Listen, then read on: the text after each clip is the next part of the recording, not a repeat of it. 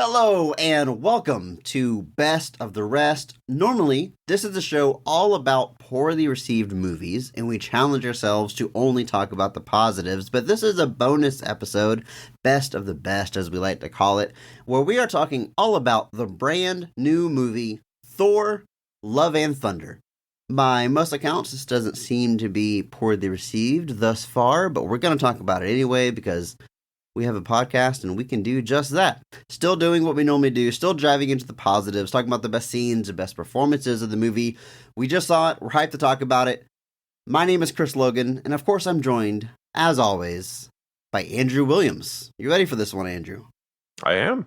Fresh out of seeing it. Barely 2 hours removed. So yeah, this is Thursday we are recording this. So this is like, yes, the day before release day, really. Technically. Do you remember when you used to have to actually see movies at midnight if you wanted to see it on Thursday? Yeah, I remember when it was at midnight, and then I remember when there was a bunch of people that got like really annoyed that it got bumped to like 10 o'clock. Like, They started like moving it to 10 and then it moved to 7. And now you can literally go watch new movies, especially the Marvel movies, at like 3 o'clock on Thursday. Yeah, I caught a 4 o'clock showing today. I was like, you basically just released it on Thursday. I don't know why you're pretending otherwise. Just no matinee prices. That's how they get you. But yeah, I'm excited to jump into this one. Excited to talk about it. Thor, Love, and Thunder. Let's set the stage a little bit. How hyped were you going into this movie? Obviously, we like the MCU. We've seen all the movies, but this is really coming off the hype of Thor Ragnarok, I think is kind of how most people were judging their hype levels going into this one. So, Andrew, pretty pumped? Yeah, I was pretty pumped. Obviously, I'm a huge fan of Thor Ragnarok. I think you and I both put Thor Ragnarok in the upper echelons of the MCU, and it's kind of the movie that gets credited with kind of, I won't say revitalizing, but kind of finally giving Thor an identity in the MCU. He'd kind of always been that character that, like, they didn't seem like they could quite crack. And Ragnarok was kind of kicked the doors in and was finally like, here's Thor. And it was pretty rad and very well liked. And that kind of kicked off an arc that ran through that to Infinity War to Endgame. And now Endgame kind of leads us into Love and Thunder and kind of sets up this new status quo. So, I mean, obviously Taika coming back to, in this case, to write and direct it was very exciting. Christian Bale on board as the villain. I mean, everything indicated that this movie was going to be more of the same. And I certainly was up for that. Yeah, Christian Bale signing on was a big deal. For some reason, I mean, the guy was Batman. It's not like he's above comic book movies, but he still feels like a serious actor. So him coming into the MCU to be a villain still had some gravitas to that casting. I think it definitely turned a few heads. I was pretty excited for this one. I mean, I'm excited for just about all the MCU movies, but I really liked Ragnarok. I like all the Thor movies. I'll go to bat for those first two, but I do agree with what you're saying about Thor's character. Like that. The first movie is all about, like, fish out of water. Like, he's an Asgardian, royalty, god, but he's thrown here on Earth, and you get all the comedy out of that juxtaposition there, and it works, but you can't really do that every single movie. So, they pretty much do the same shtick for Avengers. By the time you get to The Dark World, it's notoriously one of the most hated on MCU movies, and I think that was kind of the issue, just kind of floundering. What do we do with this character now? And I mean, you're right. Ragnarok, and then of course Infinity War and Endgame really cracked. I mean, they let Chris Hemsworth be funny. Is really what they cracked with the character. So yeah, I was excited to go into this one. I like Ragnarok a lot. I've got minor quips with that movie, but I very much enjoy it, and I had a blast with this one. As did I. I said this when Bill and Ted 3 came out, that it was the exact kind of movie that my mindset needed for the time. And this movie scratched a very similar... That's not to say that it's not awesome on its own right, because it is, but like just my general place in the world right now, this movie was definitely kind of thing that I was looking forward to watching. And I had an absolute blast watching it. I liked it everybody I was with liked it, but I liked it a lot more than they did. Yeah, funny you say that. Friend of the show, my wife, listeners may remember, she very much loved Doctor Strange, the Multiverse of Madness. I mean, Wanda's her favorite character, and Wanda's arc, and the themes of that movie really touched home with her, and she's very passionate about that movie. She's watched it like 5 times now that it's on Disney+. We got to the theaters, and she said, I might like that more than Doctor Strange. Oh, wow. She kind of clarified. She kind of clarified, that one, Doctor Strange touches on a lot of things, but Thor was just fun. She's like, I just wanted to go to the movies and have fun, and that was a blast. And I agree, I was smiling the whole time. How were you as far as trailers and story plot points going into the movie? Because I only saw the initial trailer. I tried to avoid trailers, but when they play in a movie theater, it's hard to run out every single time. So I saw that first trailer. It doesn't really tell you too much about the story, but establishes the tone. It shows some Guardian scenes, and I was like, all right, I'm on board. Kind of like you said, this looks like more of the same in a good way from the theme of Thor Ragnarok. But what you don't see in that first trailer is Gorr, the God Butcher. So I saw his face on a poster, but I've never seen him in action until this movie. So I knew very little going into this one, Andrew. How about you? I had seen the other trailers, so I had seen the Gorr stuff, and I thought he looked awesome. I was just like, whoa. Dude looks gnarly as hell. But that gritty Addams Family reboot, Fresher's licking off the chain. Yeah, Zack Snyder's Addams Family coming this fall. But it's I did see that trailer, which still touched on some things, but there was definitely parts of this plot that were still kept from those trailers. All it really did, it was the first trailer basically with just a few gore scenes added. So I did watch most of the trailers. Definitely tuned out about a month or so before release, just because that's when people start venturing into spoiler territory and things like that. So I definitely started backing off at that point and was like, all right, I got it. But yeah, I know I watch trailers more than you do, but I do share the general annoyance that trailers can't seem to not give away too much. But so I did see the gore stuff, but then kind of tuned out to be like, all right, I got it. I got the bones. Let's save the rest for the movie itself.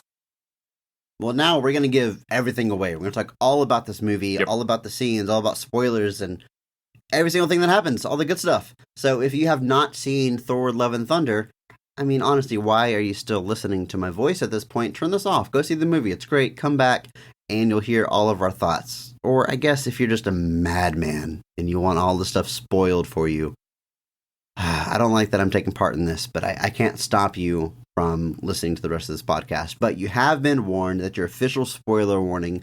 First things first, we're going to jump into the cast of this movie as we always do, and we're going to start with the high point with the best casting, best performance of the film. Every episode, we recognize one person who goes above and beyond the Call of Duty, and they elevate the entire film with their performance.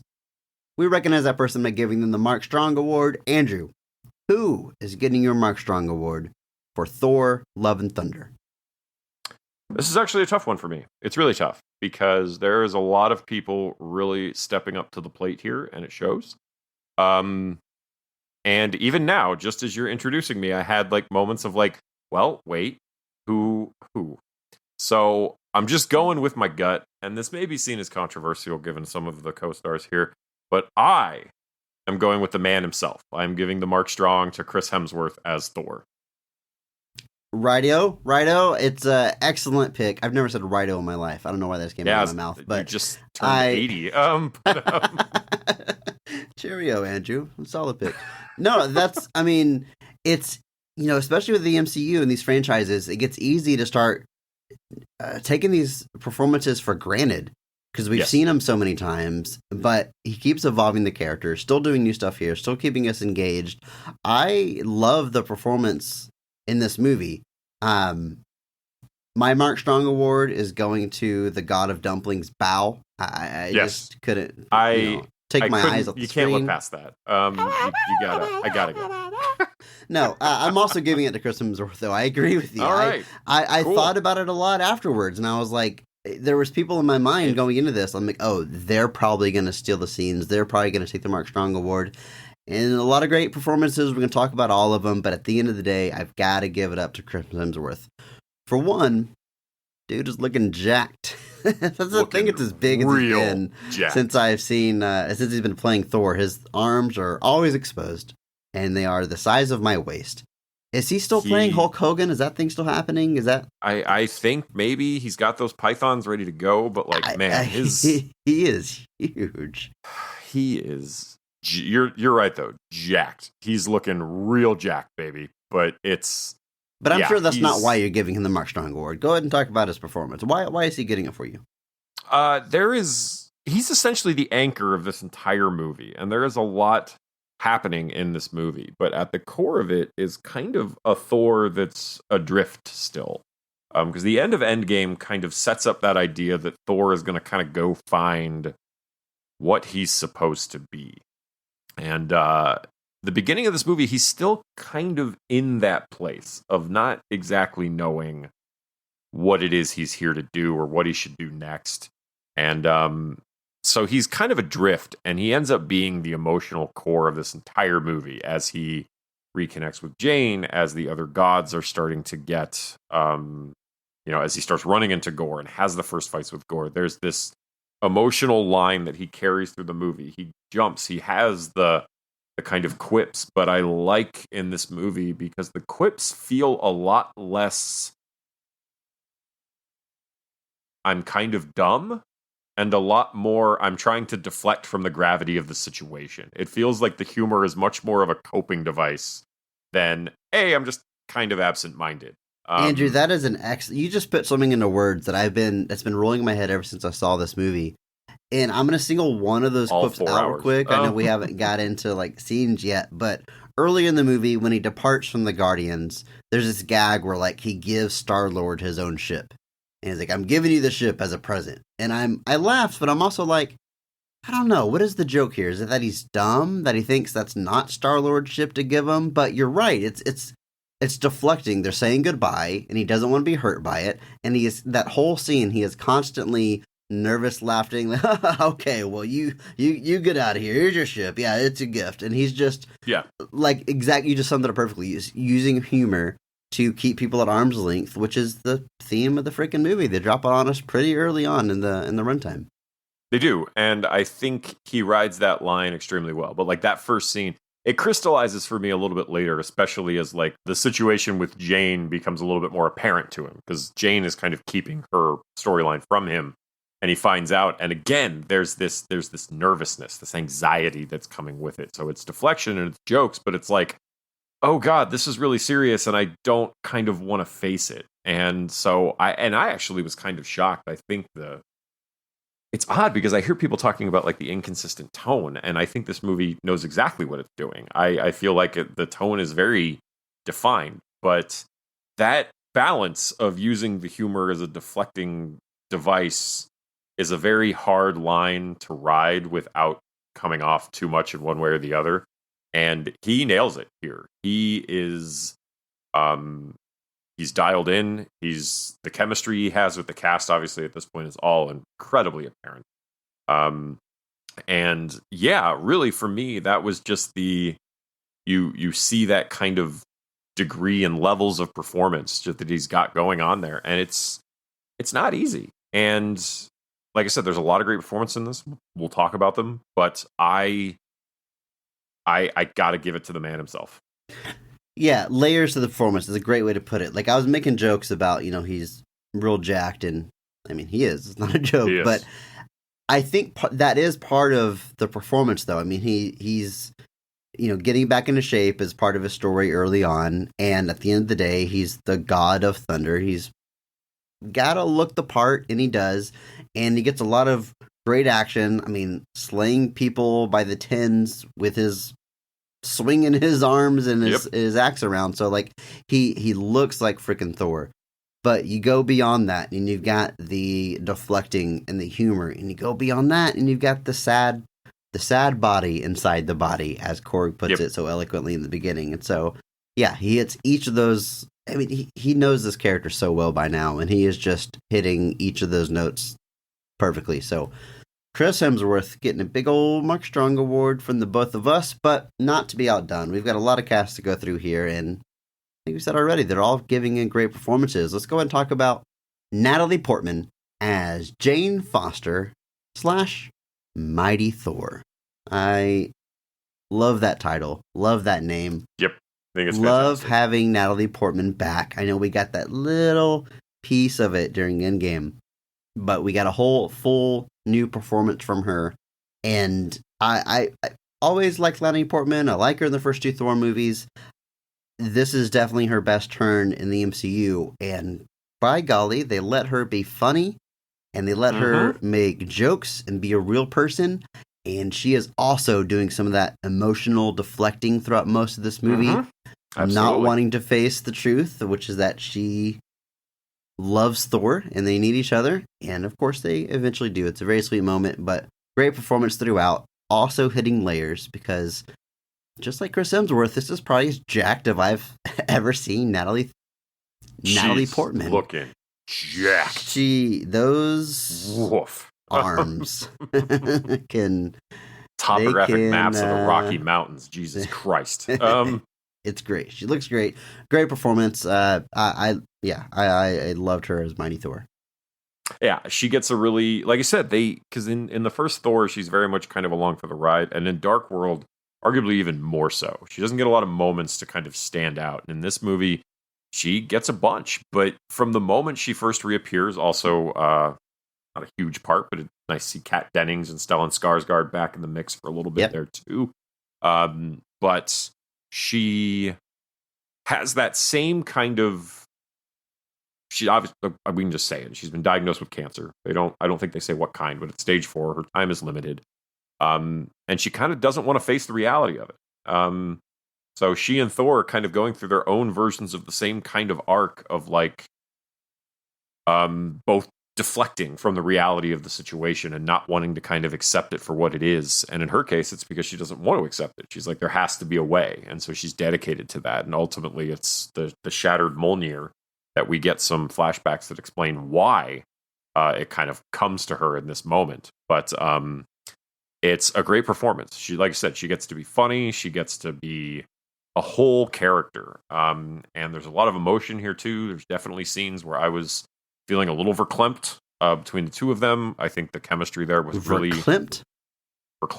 Yes. Verklempt. Andrew, I mean, I know what that is, but we've got a few listeners that have never heard the word verklempt before. Could you please give us some context for this? It means I am being emotionally compromised. Like when you watch The Land Before Time.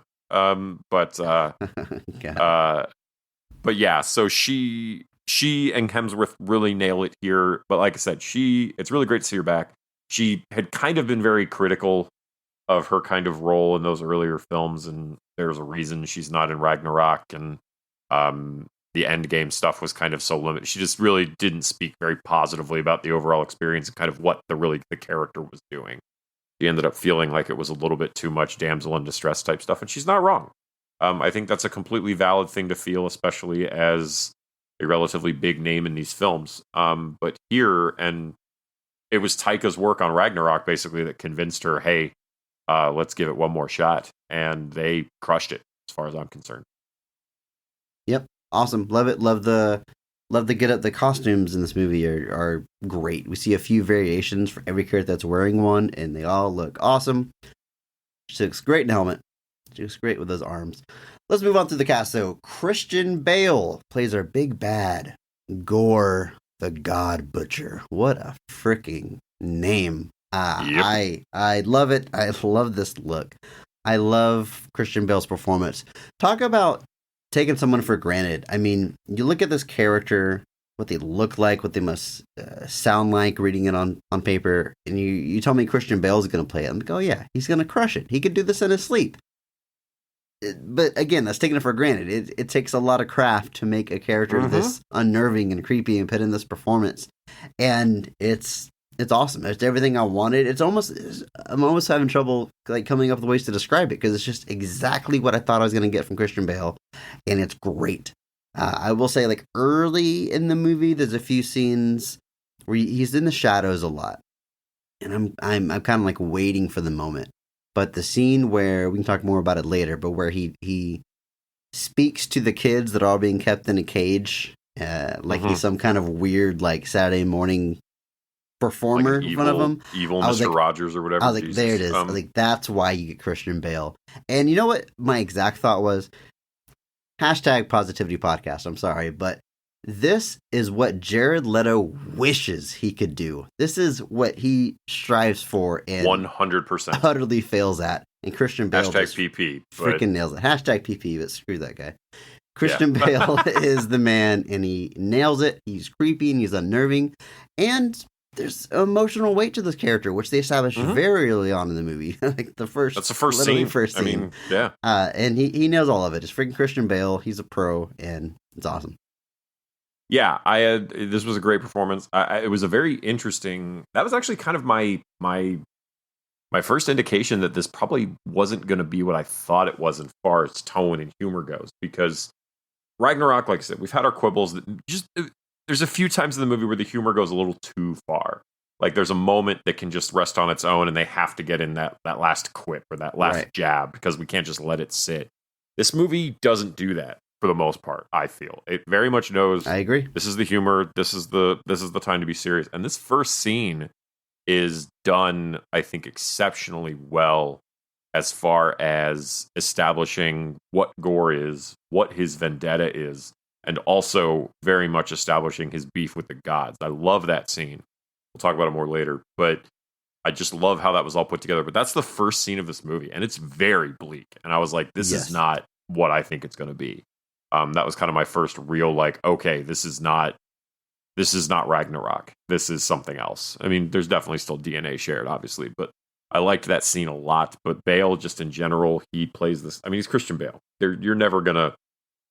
Christian Bale phoning it in is better than a lot of people, and he doesn't phone it in here. So he's up there at the top, doing a great job. And I did just read the first big comic arc that he appears in, because this is another interesting character that is less than 10 years old. So this is a new villain. He is not some decades-long Thor villain. He debuts in like 2012, late 2012. So he's fairly new. It's very similar like when Winter Soldier showed up. The MCU is older than this character. Yes. Briefly, barely, yes. But I mean, it's interesting to see those sorts of things because it just shows that, you know, for as much as people say that comics aren't reaching new ground, they kind of are. So that was like Winter Soldier and Captain America: The Winter Soldier. He was a newer character at that point. And probably within the previous decade. So it's always cool to see these newer characters. Gore, obviously created by Jason Aaron and Esad Ribic. And it's a great book. I highly recommend checking it out. But yeah, Bale crushes it. No further notes. Continue moving through this absolutely stacked cast. Tessa Thompson returns as Valkyrie, King Valkyrie, and she's awesome. She's great. Again, it's easy to take her for granted because Tessa Thompson crushes it in everything she does, including all of her outings as Valkyrie.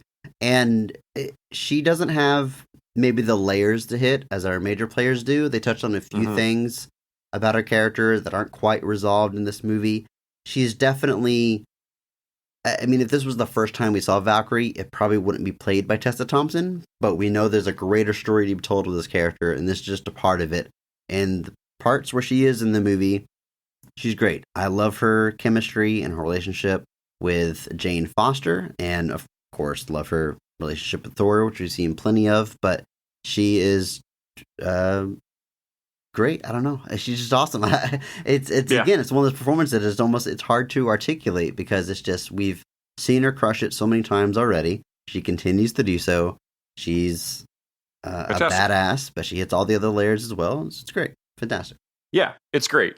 She gets a little bit of an arc here. Not tremendously so, but because she's not obviously kind of the main arc of this movie is Thor and Jane, but she gets a kind of, she's kind of bored being the king of New Asgard. Basically, it's this almost tourist trap now. Obviously, she misses being a warrior. She misses being a Viking. She misses being as an Asgardian, really. And so the story of this film and the quest to kind of fight the God Butcher gives her a chance to kind of scratch that itch, as it were, to kind of get back out there. And then through the nature of this film and kind of, or the nature of the events of the film and how all that goes, at the end of this film, she gets to train new kind of Asgardian warriors, which kind of allows her to kind of have some more balance with her role as the king. And so, yeah, she's great. But I do like what they do here. It's definitely, like I said, she's not our main driving force here, but she's fantastic in every moment she has, and she gets to do a lot of really cool stuff. Taika Waititi is Korg once again, doing the mocap and, of course, voice work for that character. And this is a performance that it's kind of hard to break down. It's just so delightful and so funny. He gets, of course, all of his funny lines delivered very dryly, like we are used to seeing from him. He also has a bit of a narrator role throughout this movie, doing some opening and closing narrations of this movie as he's telling the story to a future generation. And I love this character. He gets introduced in Ragnarok, and I think we all loved him there. And then you see him briefly in other things, like the Endgame, and then he did like this little promo with Deadpool coming into the MCU, and you almost wonder, maybe like, is this character gonna like run its course? Am I gonna get sick of him? No, not me. I mean, I absolutely not. Practically third or fourth lead in this movie. He's in almost all the scenes that at least Valkyrie is in, and it's great. I love me some Korg. Yeah, he's basically along with Thor from essentially the beginning of this movie, and he's pretty much with Thor through the rest of the film. The only thing he kind of sits out is the finale after he's reduced to just a rock face. But yeah, I mean, he's got the right balance. Like, he knows when it's right for Korg to cut tension with a joke. He knows when to do that. There's a really good grasp on that, which again kind of confuses me that people talk about the tone so much. I'm like, I feel like this movie has a much better handle on that than Ragnarok does, and you and I both love Ragnarok. So he knows exactly what he needs to do. He doesn't overstay his welcome. He serves the story versus trying to have the story serve the character. He uses the character exactly as needed, and it all comes off very well. This last casting, I wish could have somehow been kept a secret. I know that's incredibly hard, and I know it's a good idea to put like big names on your poster for marketing, blah, blah, blah. But Russell Crowe as Zeus, how much fun is this guy having in this essentially cameo role? He's having an absolute blast, and you can tell from every possible moment that this dude is just having the time of his life. And I like how Russell Crowe, he's a little bit, thicker than he was in his Gladiator days. He's putting on a few pounds. Yeah, and like they lean into it. Like they put that gold armor on him that has abs carved into it, but it's very clearly like barrel shaped and pushing out as he's this lazy bored god, or whatever you want to call it. And I don't know how he decided on that accent that he went with, or way of speaking. I don't know exactly what that is, but whatever decision was, it totally works. Have some grape. I don't know what that is, but it was he was cracking me up the entire time. And again, it's more like an extended cameo, but very memorable. And God, Russell Crowe is so funny. Underrated how funny he is. He's very funny. When he actually gets a chance to be funny, he's fantastic. Here, he gets a lot of great. He, like you said, he understood the assignment 100%. He's hamming it up. He's having a blast. He's like The Nice Guys. Obviously, is one of my favorite movies of possibly all time. And him and the chemistry that him and Gosling had in that was so. And again, just having a chance to be funny was just so refreshing, because at the time he wasn't doing a lot of that. But he is having a blast here. But like you said, it's interesting because like Zeus is basically like, he's kind of bored. He's kind of over. Like, he's just literally like lazy. He's like this lazy kind of detached, aloof version of Zeus that basically tells Thor, I can't let you leave because you know where we live and what we do now. And gets like, it's just great. I had an absolute blast watching him. Obviously, he was having a blast doing it. But it's Russell Crowe, man. He does recur in our little mid-credit scene there as well. So maybe not done with the MCU for what may be going on here. I'll take more gluttonous Zeus, Russell Crowe Zeus hamming it up. Absolutely. I actually loved that part of it too, because like in that whole sequence in the film, like it's very much just like he's almost like a Shakespearean actor playing Zeus, just like purposely like playing it up for the crowd and like really not taking any of what's happening seriously. But then in that mid-credit scene, it's like the switch turns and he's pissed, and it's a different layer. And so yeah, I'm all for a Zeus in the MCU that's kind of taking Russell Crowe and letting him stretch some of those wings there.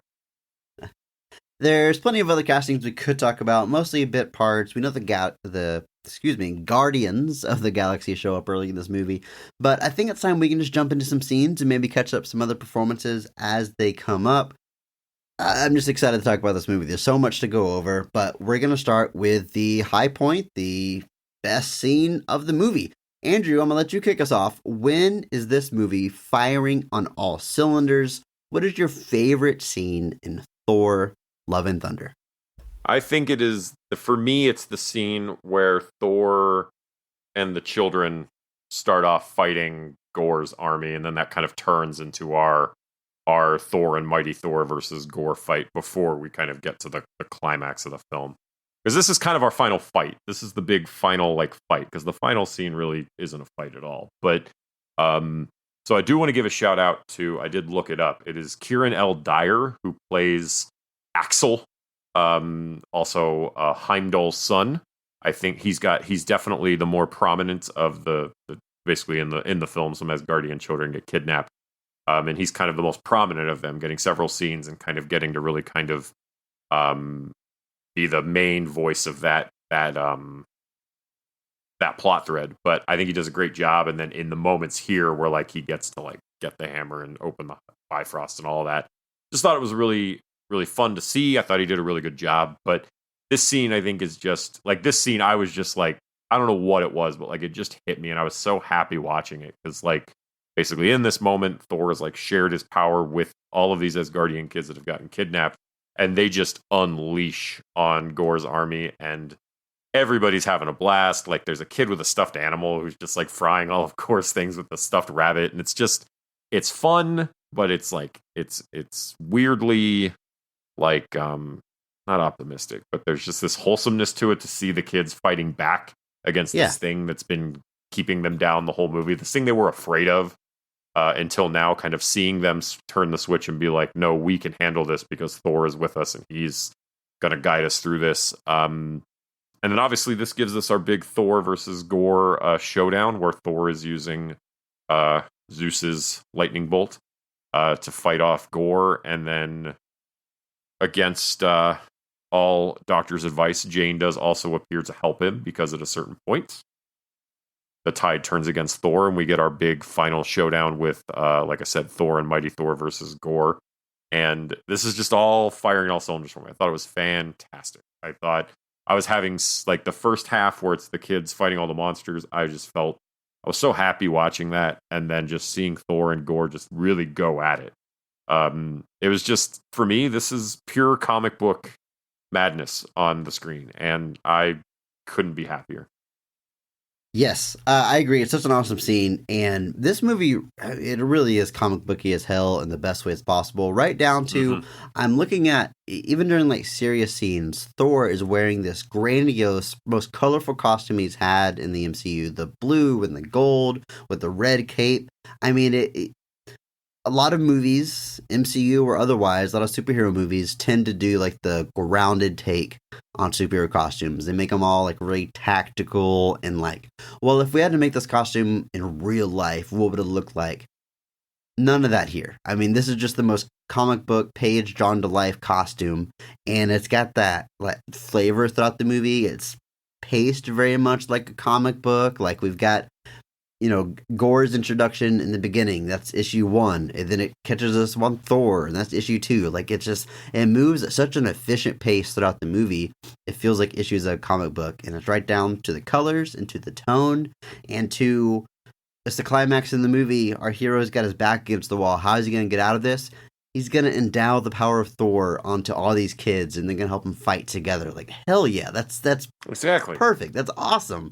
So, like, by the time we get to, hour 30, hour 40 in the movie, and a kid is using their stuffed animal to shoot shadow monsters with lightning, you're like, yeah, I'm on board. This has all been leading to I'm way this. into This this. is awesome. I'm this absolutely into this.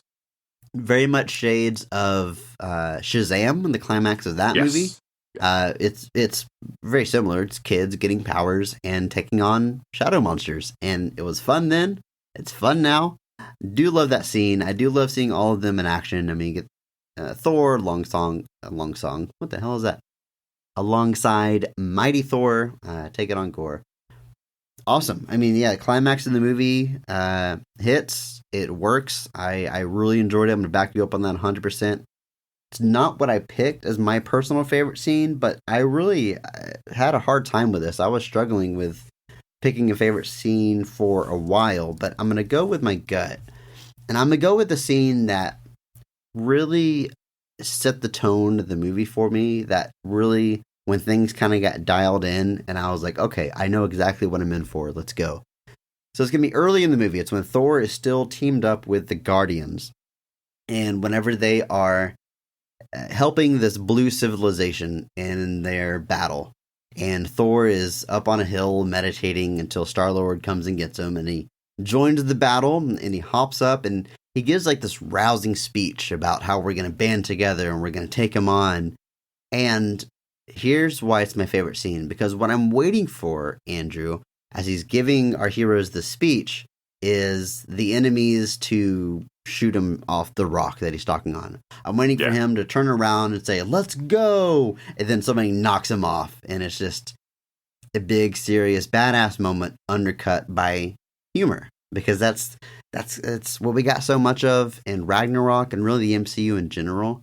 So I'll quick aside, we've touched on this already, but Thor Ragnarok, look, we love it. I love it. I won't drag Andrew into this, but I love the movie, but it's the most egregious examples of the humor undercutting serious moments or badass action moments for me in the MCU. And the one I always point to is in the final battle of that movie. Bruce Banner tells Valkyrie, you want to know who I really am? And he jumps off the ship to transform into Hulk. And you have this opportunity for this awesome shot of him transforming midair to punch that dog in the face on the bridge on the way down. And instead, he just hits the ground as Bruce Banner. He didn't transform. It's a big comedy moment. And then the next beat, all of a sudden, he's Hulk and he's back in the fight. So, like, they sacrificed what I think in the climax in the movie you should be going for is big action movie, this big action scene for one more comedic beat. And it is funny. Like, I'm not trying to rag on the movie too much. It's a minor complaint ultimately what we get in that movie. But it's my biggest issue with that movie. So, that brings us to Thor Love and Thunder. This is one of the first action scenes. I'm waiting for that moment. And Andrew, it doesn't happen. He gives his rousing speech.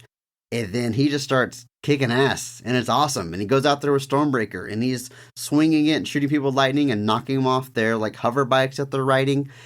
And then there's still humor, though. They just incorporate it flawlessly. I mean, Andrew, I know you were cheering in the theater along with me spiritually whenever those two bikes came at him from either side and he stopped them by doing a Jean-Claude Van Damme splits. Yes, he did the Van Damme. It was so awesome. And I was way in. That works. It's cool. It's awesome. It's badass. It's funny. And it's all seamlessly integrated. It's not humor suddenly cutting your legs out from under you when you're trying to go for a different tone. So I'm agreeing with what you're saying earlier. I think this movie has such a better grasp on its tone and so much more consistent than what we had with Ragnarok. And this scene, it told me, Chris, we're going to have a good time. It's going to be okay. It's all working in harmony. We're firing on all cylinders. This movie knows what it's doing. And I wasn't let down the rest of the movie. So there's a lot of action scenes I could pick for favorite scene. But because this one established that tone so well and so early on, that's when I knew, like, okay, I can relax. This is going to be awesome. He did it again. And maybe even better than last time. That scene is great. It is. I think that's fantastic. It's a great pick. Like you said, when he did the Van Damme splits, I audibly was like, oh, like in the theater. I was like, yes. I was like, he did the thing. And I didn't even know he was going to do the thing, but it's still fantastic. I had a blast watching that. But that scene is great because, like you said, there's a moment where you're just waiting. There's definitely moments where I expect, and like I follow some subreddits that are kind of like focused on, the Circle Jerk subreddit. So they're all about like making fun of like the over the top versions of things, and they were all just like predicting that this movie was just like gonna turn gore into a joke because like every scene was gonna be undercut with some. They basically were like, Taika will not know when to get out of the way, and I think this movie showed that he knows exactly when to get out of the way. And it all to me comes off extremely well. But this scene is a great kind of primer for where Thor is as a character. Also has a very cool Thunderstrike looking costume here, who is a different character who wields a hammer like Thor in the comics. But this look is very much inspired by that with the red vest and the kind of boots he's wearing.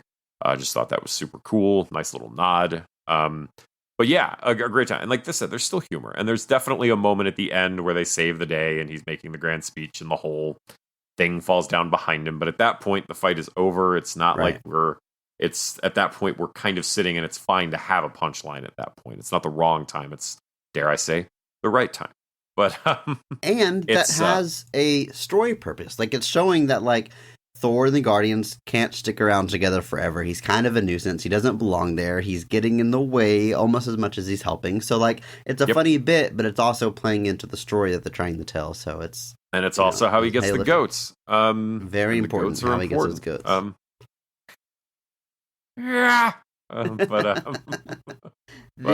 Taika does some heavy lifting to get to the point where heading into the climax of this movie, we have a Viking ship being pulled by giant goats on the Bifrost. So like, there's so many things they get set up. There's like the emotional fight with Stormbreaker. There's the we need a vessel to control it. There's these goats that were gifted to him. They do tours in New Asgard. That's where the ship comes from. Like there's so many things he had to set up just for that final payoff. And you know what, Andrew? It was worth it. It was worth it. It was good. Absolutely nails it. And just to be able to do screaming goats in your movie and have it not be overbearing. It's again, even that, like when those first got introduced, I was like, man, I hope he doesn't overuse that and just make them this annoying thing. And again, they're punctuated like they establish that they're annoying, and then they're used sparingly and appropriately throughout the rest of the movie.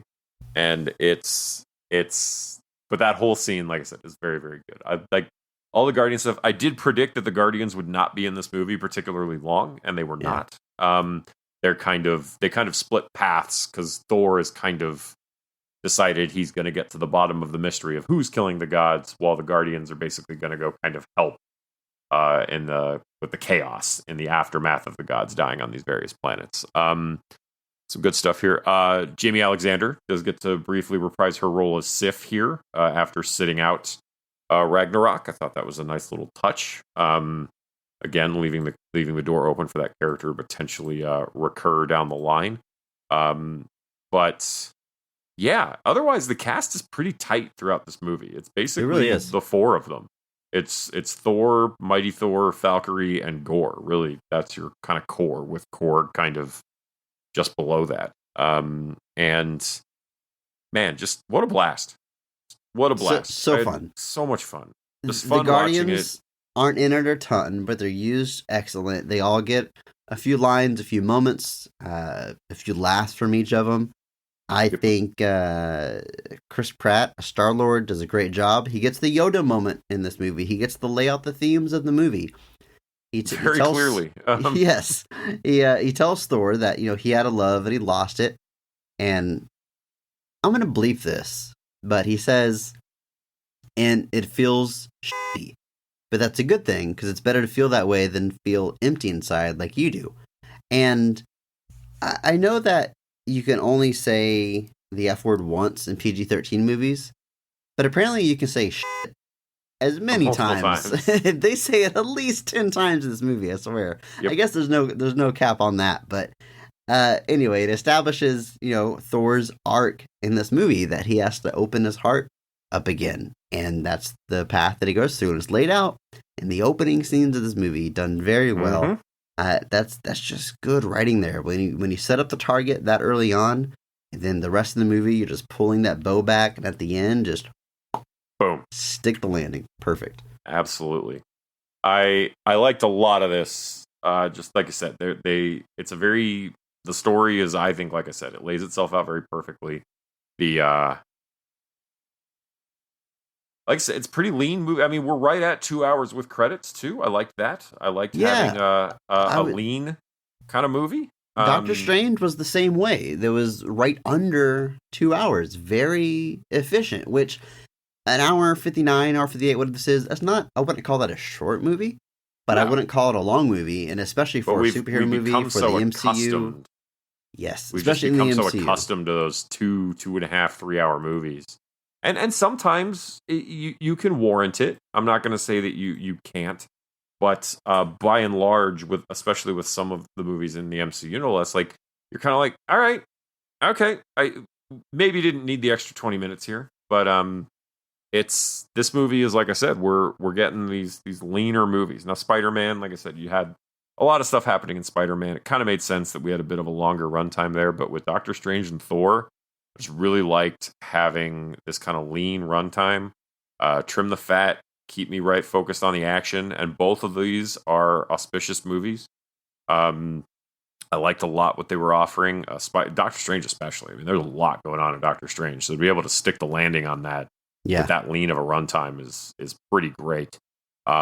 And I just, again, I love how this movie looks too. Like, I love that when they're in the shadow realm, you get that effect of, that's so cool, of everybody turning black and white, but then, like, you get these light sources that sort of illuminate people.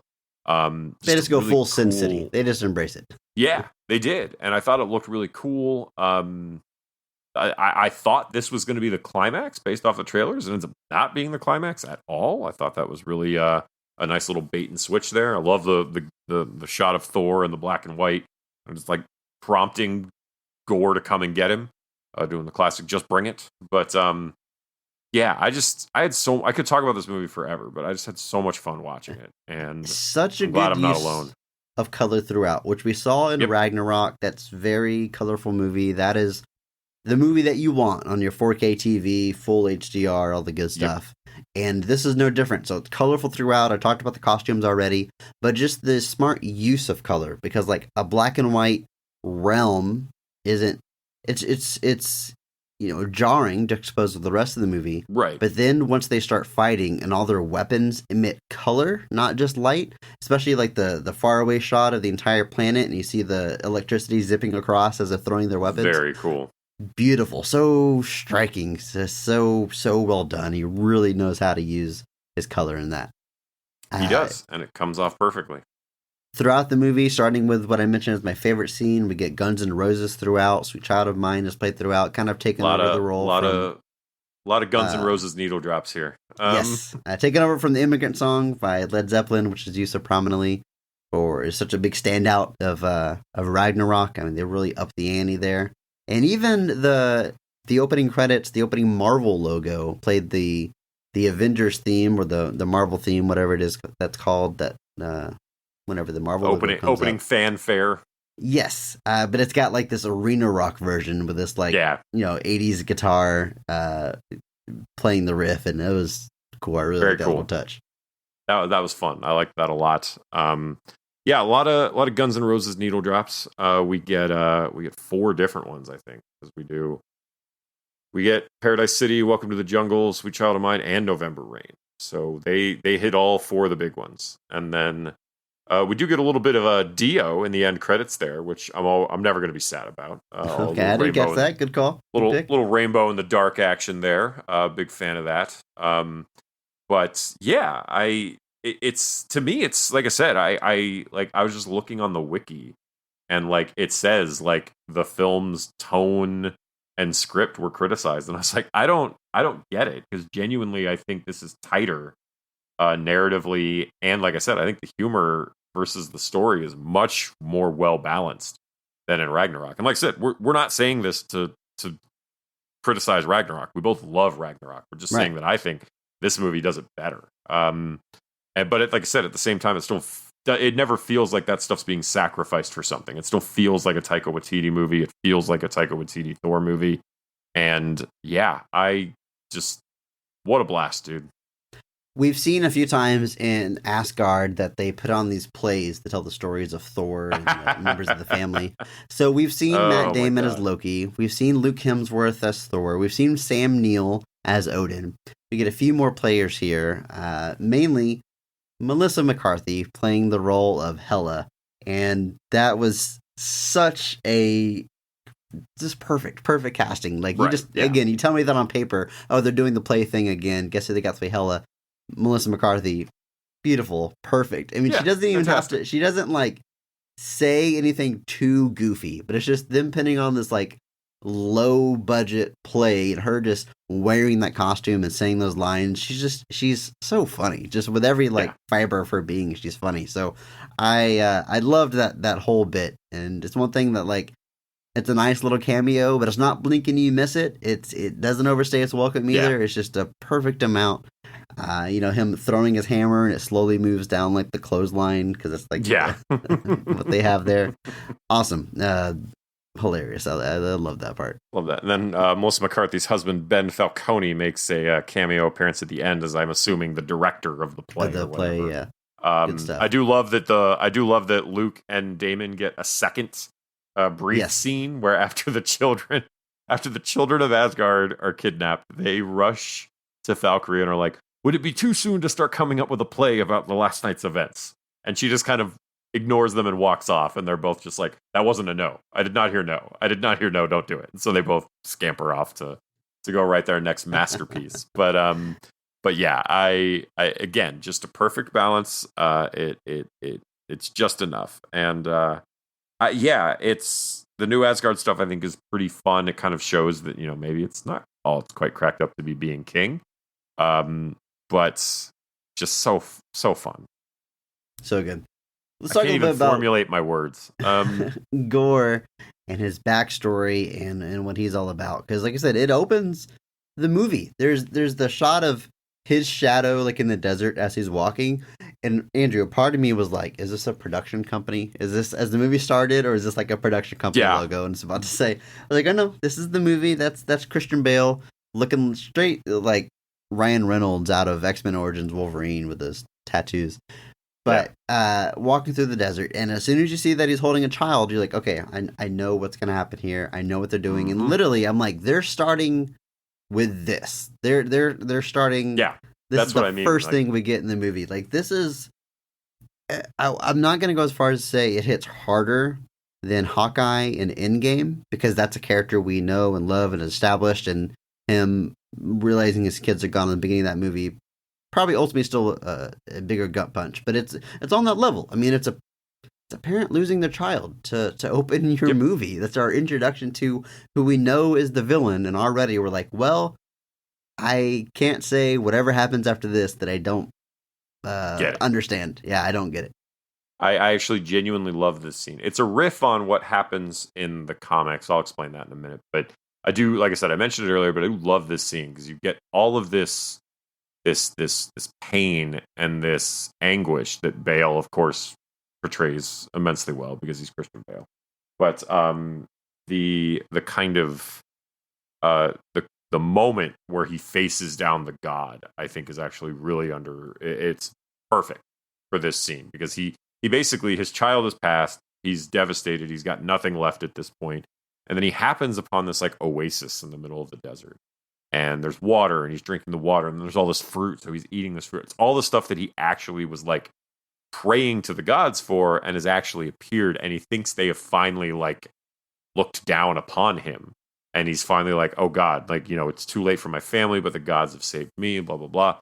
But he very quickly realizes that these gods are not particularly benevolent. The god is annoyed that he's so dirty and he's drinking the water and eating his fruit. And like, Christian Bale Gorr tells him, he's like, but we've served you and we've worshipped you. And like, we've asked for your, we wait for the eternal reward. And the god basically tells him there is no eternal reward. There's nothing. And Gorr is like, but you have no followers. And he's like, I'll get more followers. Like he's completely apathetic to the struggles of these people. And then the Necro Sword, which carries its own interesting kind of implications, but that kind of corrupts him and tells him that he should kill all the gods. So he starts with the one that failed to save his family. And it's like you said, you get it. You're like, all right, you're kind of your vendetta here, at least regarding this guy, is very much spot on. And then obviously the Necro Sword is kind of corrupting him even further, and kind of sends him down this dark path of killing all the gods. And it's like I said, it's very similar to the comics. In the comics, it's this whole family that dies. Like, you see his wife and his children all die.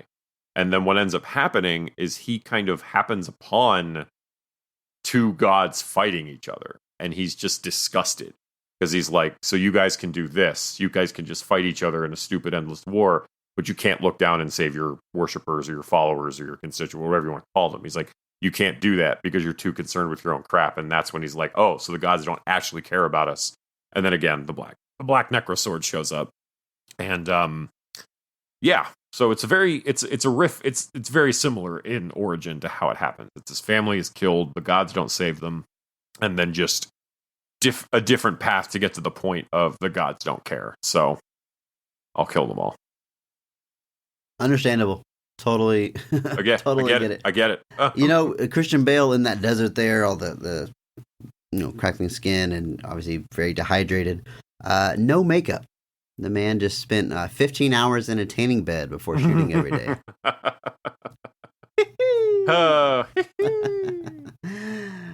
spice and makeup. But yeah, I love this performance. It's creepy. Like I said, when it really clicked for me, that opening is very powerful, very moving. But whenever it clicked for me, like, oh, this is why you get Christian Bale, is when he captures those kids and then he just shows up out of the darkness and kind of just taunts and torments them. It's very much like, demented Captain Kangaroo or like something out of Beetlejuice, where like he pulls this monster out. He's like, oh, he likes having his head ripped off, and he snaps his head off, and he's like, I thought he did. Just like, what are you doing here? It's so off-putting and gross, and you can tell that Christian Bale just like lives for this stuff. Yeah, it's nasty. Andrew, did you think that they were gonna kill off Korg when he gets hit with the Thunderbolt? I thought it might be it. I really did. I wouldn't have been devastated if they had. It would have been, some consequences for this movie, because ultimately the way it all plays out, everybody kind of comes out okay. But I was genuinely like, when that happened, I was like, whoa. I was like shocked. I was like, no way. You can't do that to me. And thankfully they did, because I'm not ready for that. Korg slowly falling apart and saying, I'm perishing, like in only, in his Korg voice, like, I'm perishing, I'm dying, help me.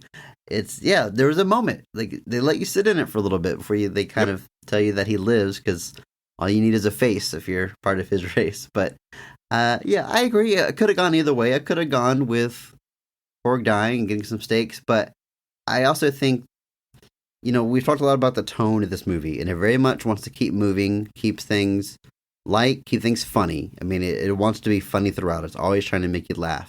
But it does have heart, and it does have emotions. Like, it doesn't shy away from those things, but it also never cuts too deep into them outside of a few key scenes. So that might have presented a tone problem if he died there.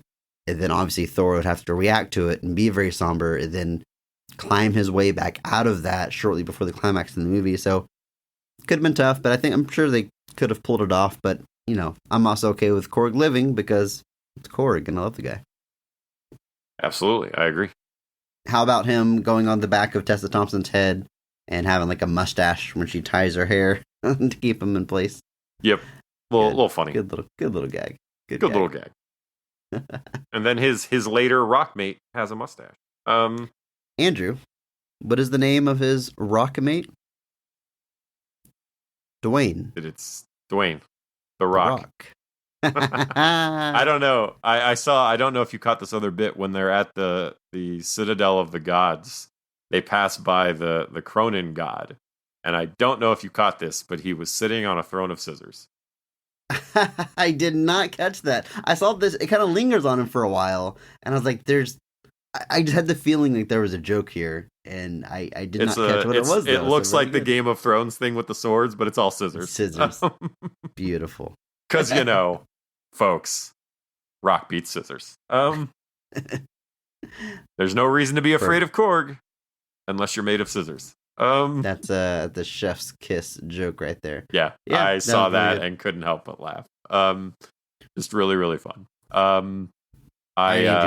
We got to talk about the emotional stakes of this movie, the implications, and where it's setting up in the future. So we talked about the arc of this movie. It's Thor. He's got to open his heart to love again. He's not going to find his true purpose if he doesn't allow himself to love and be loved, me worthy of love. And he finds that again with Jane. And he gets hurt because ultimately Jane does die. The hammer and the powers of Thor are not healing her. They're not curing her cancer. In fact, they may be making it worse by preventing our actual human medicine from doing their job. But she makes the decisions that she does and ultimately perishes. And the scene totally works. And because he is open to love again, and they plead to Gorr to also choose love, he uses his one wish, instead of fulfilling his vengeance and his anger, to bring his love back. But of course, Gorr then perishes, and the Thor and Mighty Thor make it known that his daughter, his love, will be taken care of. And Thor is now a man ready to do that, ready to be a dad. Andrew, I did not see this coming. Going into this movie, and even until the moment it already happened, I did not think would be ending up with, like, Dad Thor. But I love it. It works. What do you think about this new status quo?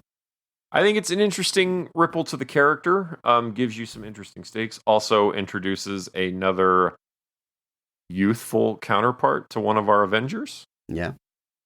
As if they were potentially going to do some kind of youth Avengers situation. I hope it's what kind of makes you wonder. Youth Avengers. I believe called the Youths Avengers. But yeah, and I actually do like it's Hemsworth's own daughter India that portrays Gorr's daughter. Very cool. And then his other sons actually portray him in the kind of running montage where he's switching between. So Hemsworth getting his Hemsworth out of his family there. I would say you're better than that, Andrew, but I laughed at it. I saw it. I saw it and had to do it. But Taika Waititi and Natalie Portman also getting their kids in on the action. I think they're part of the Thor kids. They got their kids mixed in there as well. A fantastic. Just fun. It's nice to see it. Fun stuff. But I did not see that coming. I kind of getting, and first off, I have to say, when Gorr gets to Eternity, right off the page, Eternity just looked awesome. That's straight off the comics page, that kind of cosmos look that they have, and then that scene where the camera's like spinning around and you see like Eternity walking as like a woman that turns into love and all of that. It was such a creative way to do that. I just really thought it was visually cool. And but I kind of thought Gorr was going to use his witch to cure Jane for a moment. I thought that was what he was like. He was going to realize that he was wrong, and that the love they have is worth keeping or worth preserving. And so the fact that he brought his daughter back, but then kind of wasn't able to stay alive to be with her, I thought it was a cruel irony, and then kind of setting Thor up to be her protector / guardian, I thought was, it creates a new interesting dynamic that kind of prevents you from just going, and here's Thor doing the same thing again. We've got a new ripple, and so I'm into it. We'll see where it goes. Yeah, and we definitely have some other interesting places we seem to be going after this. I love that we're in phase 4 now, and going from like the end of phase 3 into phase 4, the MCU and its characters are like growing up. So like the characters that we saw all these origin stories for, now they're like dads. Iron Man got to have his kid. A lot of them have like proteges. Hawkeye has his young protege. Thor is a dad or an uncle now, as Love calls him.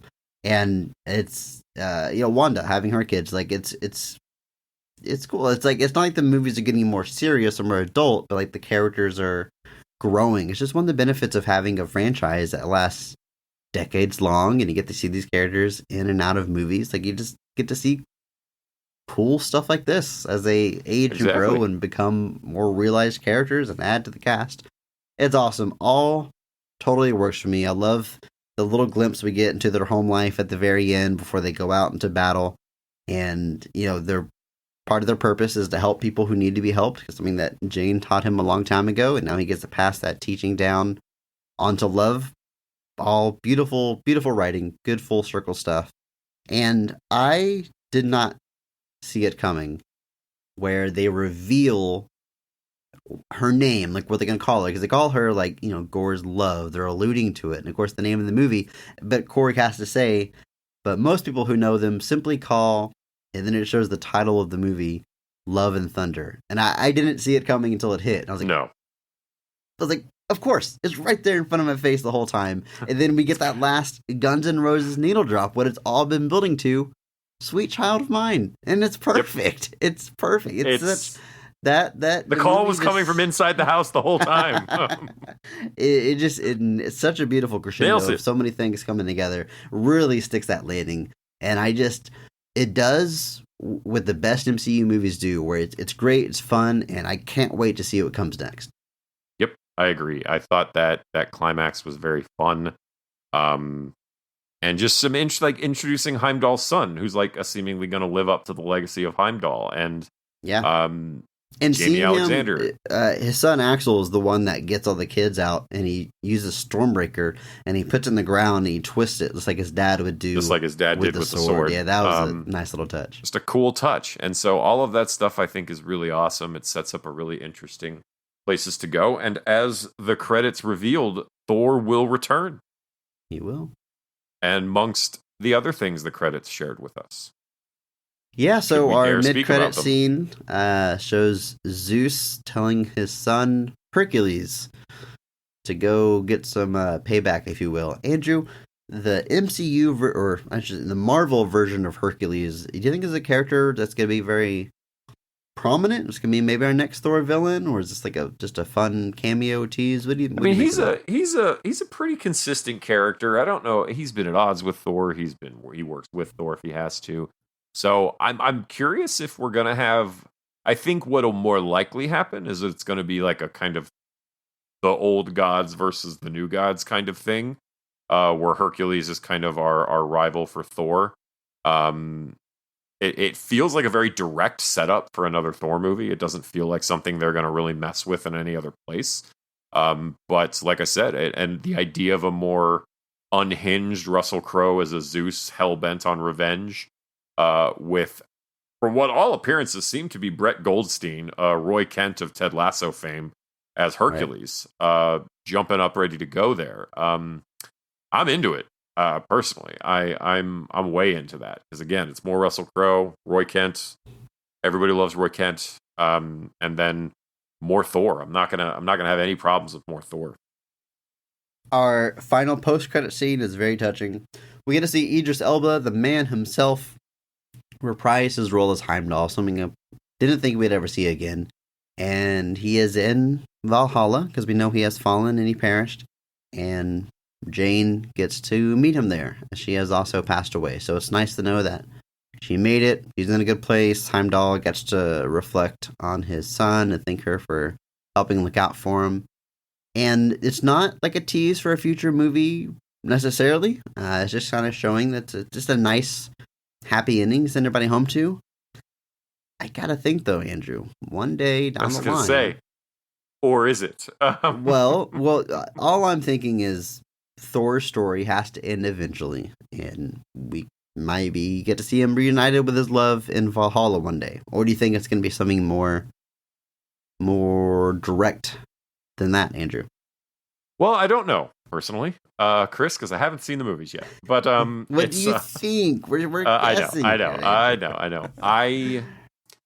part of me very much was okay, we're just giving everybody hey, Jane is in Valhalla because she earned that right with her sacrifice. But the other half of me is, well, this means that Valhalla is clearly a place that the gods go. Could they come back from that? Or could someone bent on revenge find their way there with a nefarious purpose? Interesting. So I think there, at bare minimum, I think there's more to it than simply, okay, everybody go home happy. Interesting. Yeah, I think it's definitely going to come into play one way or another, but we'll just have to wait and see how it happens. Man, this was a great movie. Loved it. Loved talking about it. We'll likely see it again in theaters. Yeah. The last thing I do want to mention that I think is interesting. So I mentioned the all black the Necro Sword, which is the sword that Gore uses, and I mentioned that this carries an interesting connotation with it. And that comes from the person who creates it, which is a gentleman named Knull, Knull. He is, in the comics, the creator of the sword, who apparently made it when the 6th version of the cosmos ended and the 7th was born. The 7th being the MCU as it appears in the comics. That's the 7th version of the cosmos. He was really mad that the Celestials got rid of all the darkness and added light, so he created a sword and killed one of them. And the other Celestials didn't appreciate that. And they banished him and the Celestials' head into the void. Knull is also known for creating another thing called the symbiotes. And has appeared quite regularly lately as a Venom and Carnage villain, who has also had run-ins with the Guardians of the Galaxy and with the MCU at large.